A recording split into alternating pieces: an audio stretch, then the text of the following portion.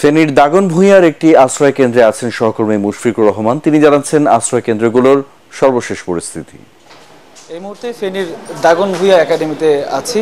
ফেনী শহরের পাশে যে দাগনভূঞা উপজেলাটা, সেই উপজেলার একটা একাডেমি। আমি একটা আশ্রয় কেন্দ্রে আছি। আমার পেছনে দেখতে পাচ্ছেন বেশ অনেক মানুষকে কিন্তু তারা রেস্কিউ করে এখানে নিয়ে আসা হয়েছে। দাগনভূঞার মোট ৮টি ইউনিয়ন এবং একটি পৌরসভা এবং ইউনিয়ন সবই কিন্তু পানিতে তলিয়ে গেছে এবং পানি আস্তে আস্তে বৃদ্ধি পাচ্ছে এই এলাকাতে। আমরা যতটুকু কথা বলেছি স্থানীয়দের সাথে, তারা আমাদেরকে জানিয়েছেন যে এই দাগনভূঞার এই এলাকাটা বেশ উঁচু হওয়ার কারণে এখানে কিন্তু কখনোই বন্যার পানি ঢুকে না।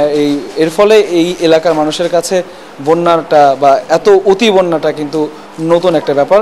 এর ফলে আমরা স্বেচ্ছাসেবকদের সাথে কথা বলেছি, তারা জানিয়েছেন বিগত ২-৩ দিন যাবৎ তারা চেষ্টা করছেন মানুষদেরকে নিরাপদ আশ্রয় ফিরিয়ে আনার জন্য বা নিরাপদ অবস্থানে নিয়ে যাওয়ার জন্য। তবে অনেকেই রাজি হচ্ছিলেন না, কারণ অনেকেই ভাবছিলেন হয়তো বা পানি খুব একটা বাড়বে না। তবে পানি খুব বেশি ফুলে ফেপে ওঠার কারণে তারা কিন্তু বিপদগ্রস্ত হয়ে পড়ে এবং গতকালকে থেকে তারা কিন্তু প্রচুর পরিমাণে আশ্রয় কেন্দ্রে আসা শুরু করে।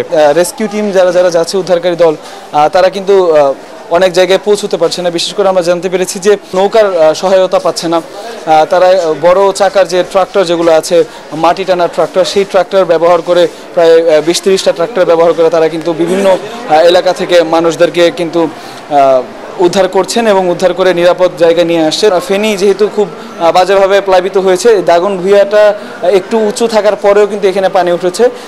অনেকের হয়তোবা এই দাগনভূঞার কথা মাথায় নাও থাকতে পারে, এই জন্য তারা কিন্তু বারবার বলছে যে ত্রাণ সহায়তা পাঠানোর জন্য। এবং কুমিল্লা ১৪ গ্রামের বর্ডারে যে দুটি ইউনিয়ন রয়েছে, সেই ইউনিয়নগুলো কিন্তু বেশি ক্ষতিগ্রস্ত হয়েছে বলে তারা জানিয়েছেন এবং তারা বলেছেন সেখানে যাওয়া যাচ্ছে না।